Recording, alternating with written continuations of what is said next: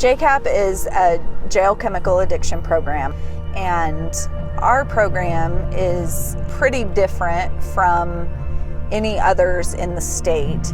I've heard sheriffs in the past say it's not the jail's responsibility to rehabilitate these and give them the treatment they need. They're supposed to come in here, do their time, and leave. 20 years ago to today, somebody's got to change it. And the jails are having to, I believe. This isn't like the other blocks. When you entered that door, the drama, these whatever shenanigans, we're done. We are here rooting for you. Trust me. Because at the end of the day, this is going to make Kosciusko County stronger, better, healthier. That's what this is all about, man.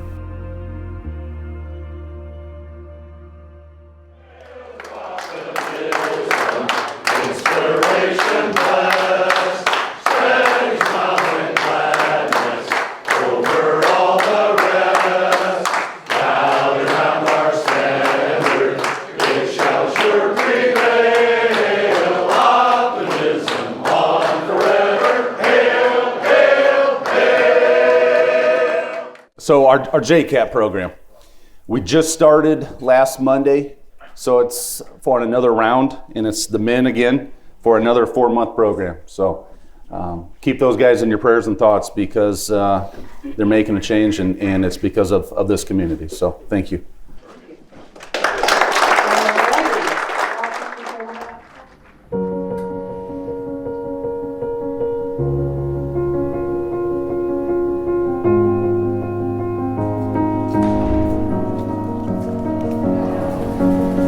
They say it's a matter of time, 1,000 days and the sun won't shine before I come back to you. When I'm happy, nothing's going to stop me. I'm making my way home, I'm making my way.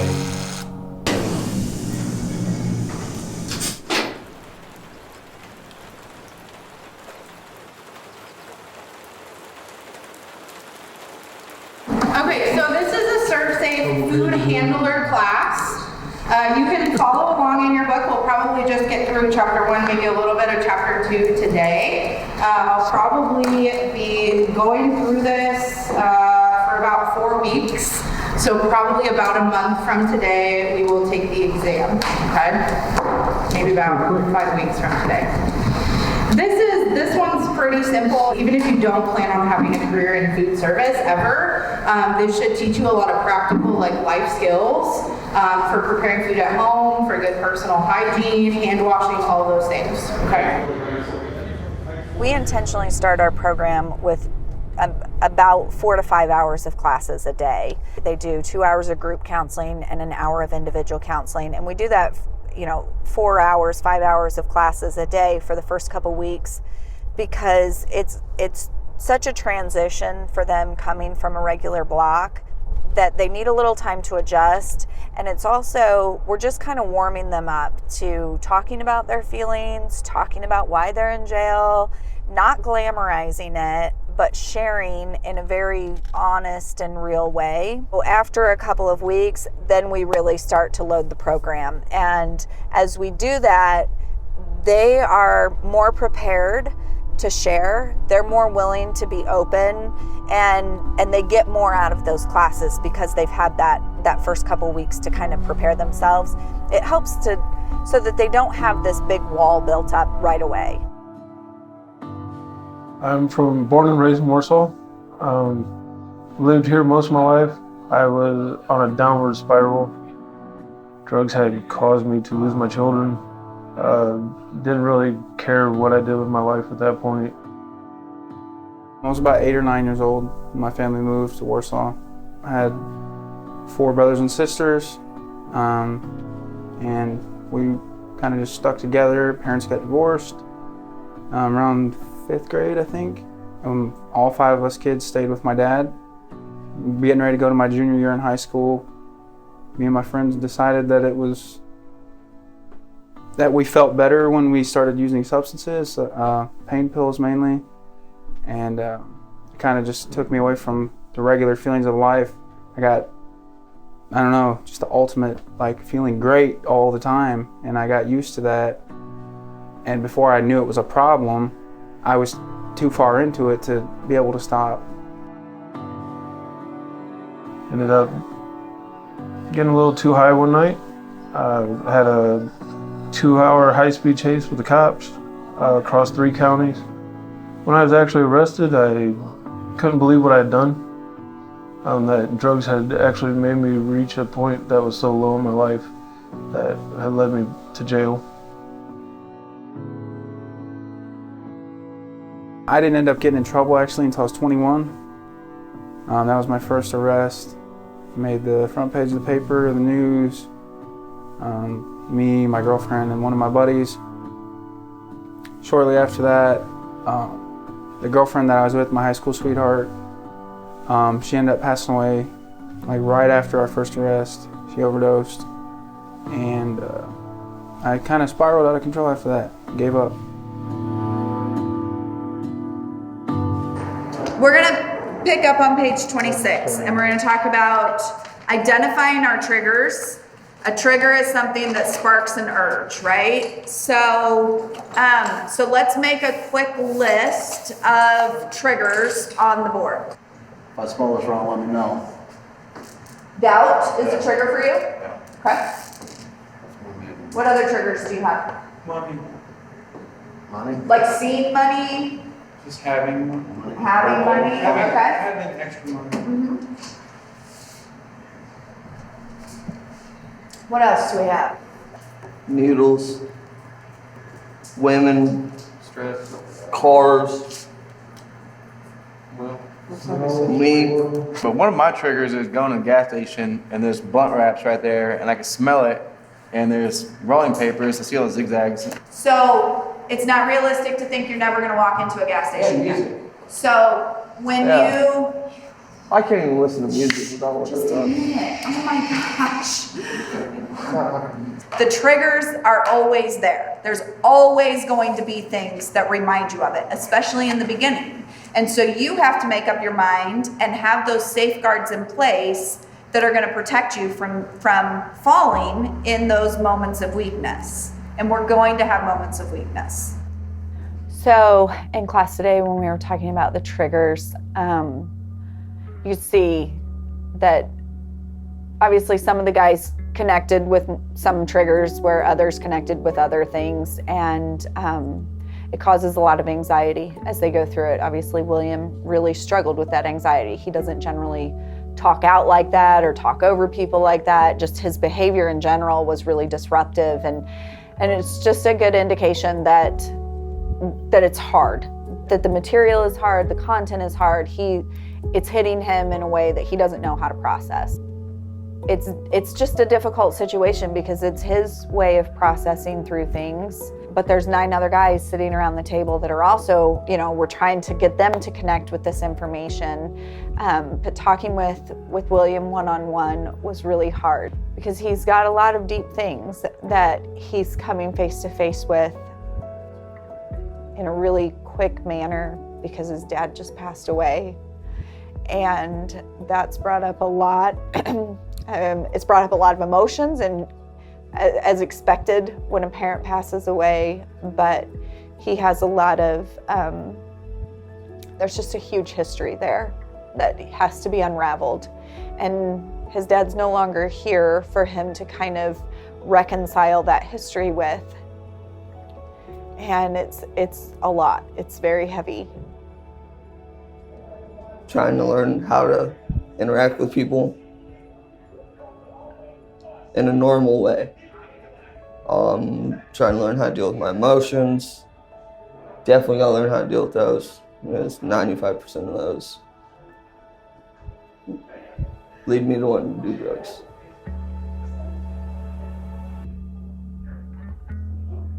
When they told me my dad died, it was the most feeling I've ever had in my life. And I didn't even know how to feel about it. It's the worst part. Like, how do you not know how to deal with one of your parents' deaths? Because you've been strung out your whole life. Like, right now, I still don't know how to deal with it. So like, I just act like it never happened.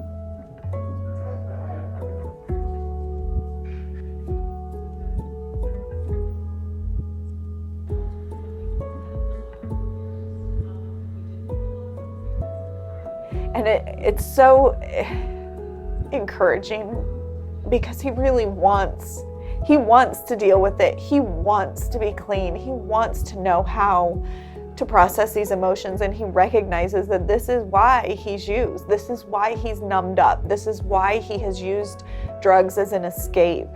And for him to be able to recognize that is a huge step.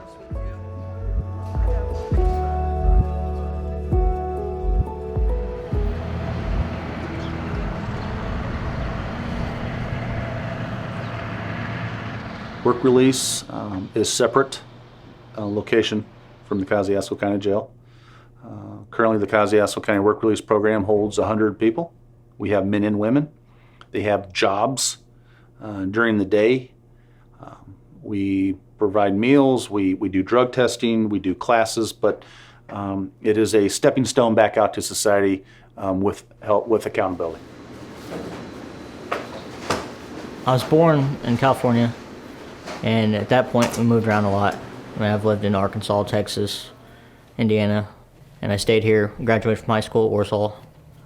And I mean, it wasn't a bad childhood. My parents were good. You know, they may have drank too much every now and again, but it wasn't nothing serious. They weren't real bad off. So I mean, they were strict, and I'm sure that probably had something to do with my rebelling when I turned 18, because I went way off the handle at 18, and that's when I started getting in trouble. And it just kind of escalated from there. I mean, I've been in trouble ever since. Right now, I'm in work release. They let Cody and I be roommates to kind of continue along our path from JCAP, and I think that's a super positive thing. If one of us is having a bad day or something's going on, we can talk to each other, and I mean, that's a big deal. I was born in San Diego, California. At the age of 4, my mom had a drug problem growing up, so I was then adopted to another family. My adopted dad, he got a job up here in Warsaw, and we moved out here. About 9th grade, I got taken away from my adoptive mom for abuse. So I just stuck with my adoptive dad and my sister. I enlisted in the National Guard my junior year of high school. I left as soon as I graduated.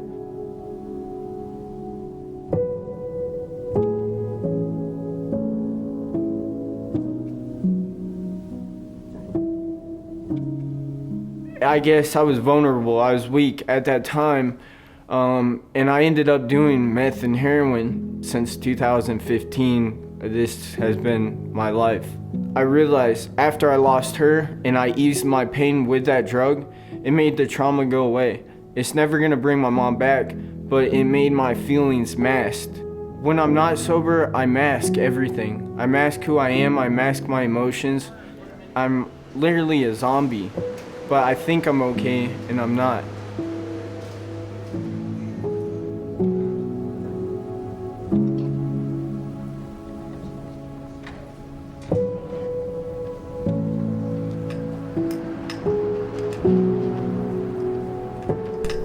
All right.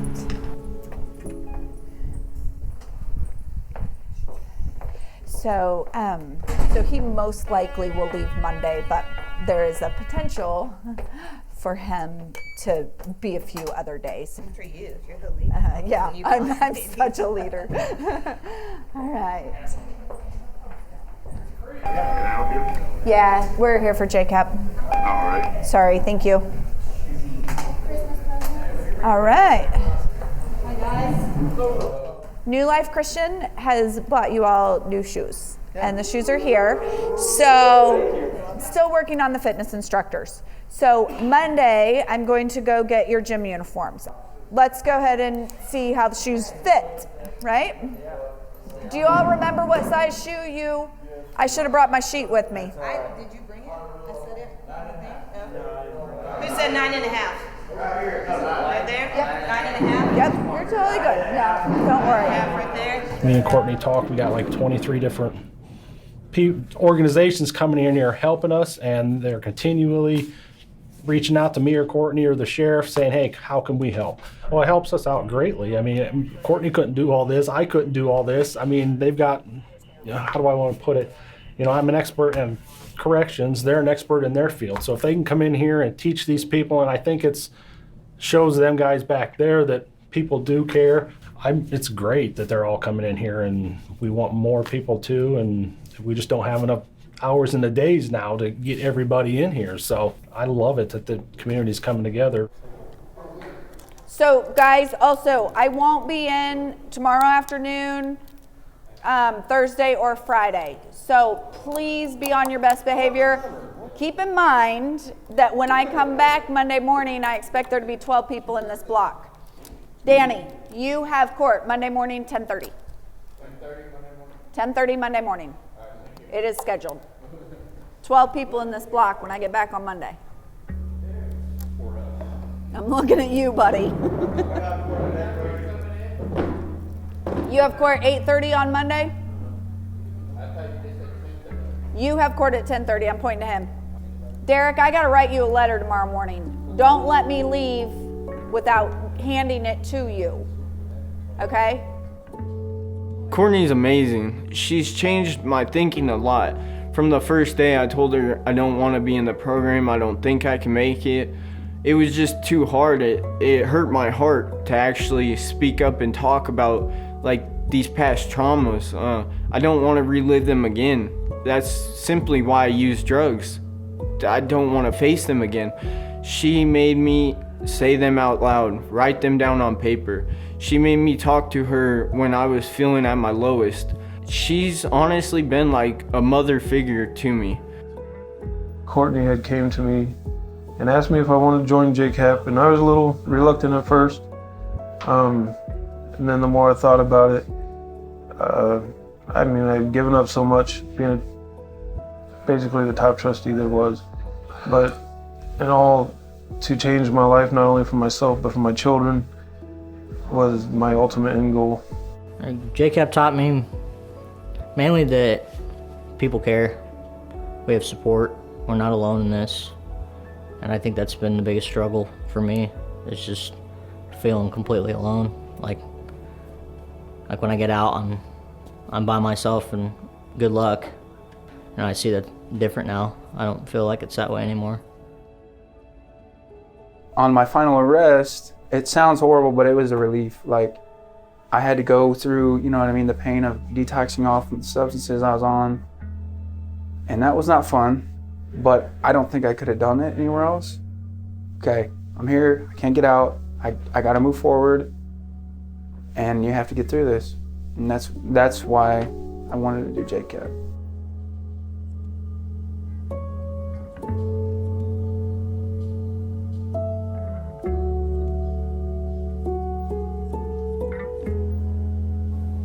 I wish people knew that we're not all bad people.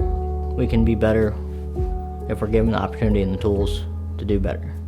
And just a chance.